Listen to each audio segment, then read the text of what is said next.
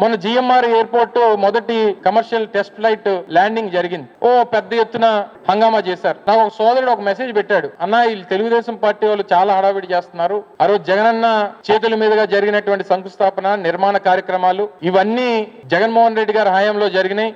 చంద్రబాబు నాయుడు గారేమో నేనే చేశానని చెప్పుకుంటున్నారు. ఒక్కసారి ఈసారి మళ్ళీ మాట్లాడినప్పుడు ఈ మాట అడుగన్నా మీ ద్వారా చంద్రబాబు నాయుడు గారిని అడగండి అని చెప్పి నా స్నేహితుడు ఒక ఆయన ఒక సలహా ఇచ్చాడు. ఏంటంటే జిఎంఆర్ గారి ఎయిర్పోర్ట్ భోగాపురం ఉంది, చంద్రబాబు నాయుడు గారి హయాంలో కట్టిందా, జగన్మోహన్ రెడ్డి గారి హయాంలో కట్టిందా అనేటువంటి దానికి వ్యత్యాసం ఎలా తెలుసుకోవాలి అని చెప్పనంటే, రేపు వర్షాకాలం వచ్చినప్పుడు వర్షం టెర్మినల్లోకి వస్తే అది చంద్రబాబు నాయుడు గారు కట్టినట్టు, నీరు టెర్మినల్లో రాకపోతే జగన్మోహన్ రెడ్డి గారు కట్టినట్టు. అంతకని మించి తేడా తెలియాల్సినటువంటి అవసరం లేదు. అదేంటదేనంటే మరి మన సెక్రటేరియట్ చూసాం కదన్నా, మన అసెంబ్లీ చూసాం కదన్నా, వర్షం పడితే నీరు లోపలికి వచ్చేస్తుంది, అది చంద్రబాబు నాయుడు గారి ఘనత అని. ఒరే బాబు, వర్షం పడితే ఎయిర్పోర్ట్ లోకో లేకపోతే అసెంబ్లీలోకో సెక్రటేరియట్ లోకో వచ్చేస్తున్నాయి అని చెప్పి చంద్రబాబు నాయుడు గారు పూర్తిగా రాజధాని తీసుకెళ్లే అందులో కట్టేస్తున్నారు.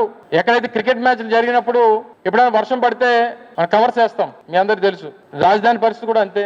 అమరావతి ఎప్పుడైనా వర్షం పడితే దాన్ని నీళ్లు తోడడానికి ఈయన విజనరీ, ఈ గొప్ప విజనరీకి సంబంధించినటువంటి కార్యక్రమాలు ఈ రకంగా ఉంటాయని చెప్పి ప్రజలు మాట్లాడుకుంటా ఉన్నారు. వీళ్ళు గొప్పలేమో దావోస్ వెళ్ళి గొప్పలేమో అలా చెప్పుకుంటూ ఉంటారు.